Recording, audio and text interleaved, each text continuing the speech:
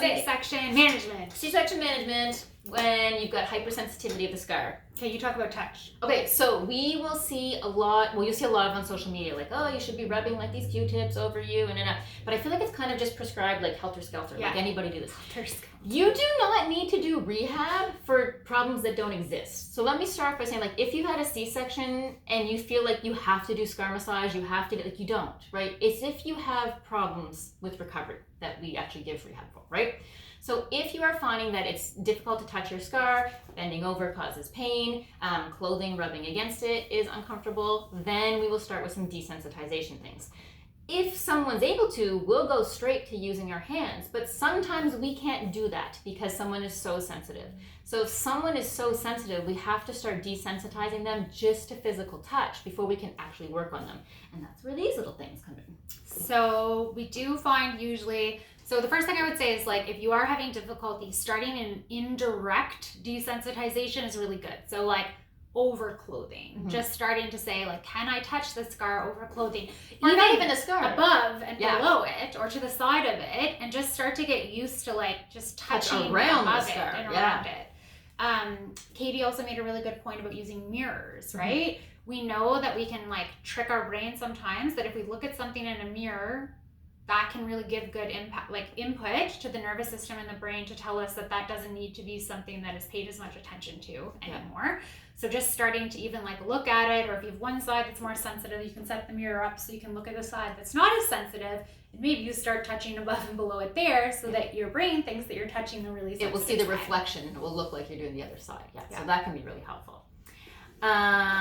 Once someone can tolerate direct touch to their scar, we usually start with something really soft, like a Q-tip, a cotton swab, sometimes Kleenex will work. Or cloth sometimes, it's not too textured. And just like rubbing, just like if this is our scar, just like rubbing over it, and it shouldn't hurt, right? We know that a cotton swab shouldn't hurt. So you just do a little bit until that starts to feel normal. And then you can build up to something a little bit stiffer. So maybe a face cloth. And then something a little bit stiffer, maybe it's denim. Maybe you put your denim jeans on for 3 minutes and see if you can tolerate the feeling of denim for 3 minutes. And then you just keep adding minutes on in a way that's functional to you. If you never want to wear denim jeans, I'm not going to make you put denim on. We'll find something else, right? So kind of in that capacity.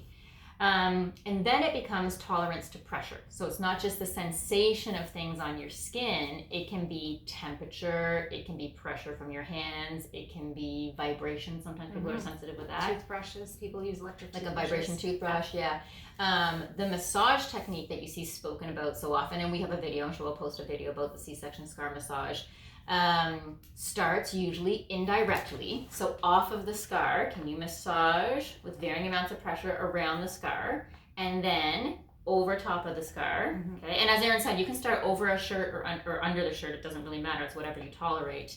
We have very distinct measurements. We know how much pressure you should be able to tolerate in your abdomen and on your scar. Like, we know what those normal values are. So we'll often do a pressure algometry assessment before and say, okay, this is like, you're this far away from being able to tolerate normal. And the same thing with scar mobility. We know that it should move, and there's no printed normative values, but we've got a good idea clinically how much movement you should have in either direction, and we can kind of help to bring you towards that normative value if you're having issues. What am I forgetting? I think that was pretty good. Later, as the scar gets older and the desensitization improves, there are some things that people like to use for mobility of the scar. So this is a small silicone cup. It will, I know it's like the color's really bad. It'll basically lift the scar up inside of the cup, and so you can do your massage and mobilization with the cup. Katie, we should run it in. We didn't. She has a little extractor tool that's basically like a more intense cup, which also lifts the tissue and you can move it around. But those are just tools that I find patients like to have at home. I still find my scars old now, and I still find sometimes it'll get tight depending on like what I'm doing for exercise. Yeah, if I've been sitting a lot more, I find my scar will start to feel driving for me. Like if I've done a big drive, so I do keep one in my bathroom, and I find I'll just use it sometimes to still mobilize my scar depending on how I'm feeling. Yeah. I have some patients who use Pilates balls too, because they're kind of sticky on your skin, and so they'll lay on the ball and they'll kind of move around on the ball to mobilize their abdomen. They like that as well too. So lots of different tricks and tips. There's no like one way that's better or worse than the other. You just should be tailored individually to you and your needs. That's it. 5 minutes. 5 minutes. Okay, bye.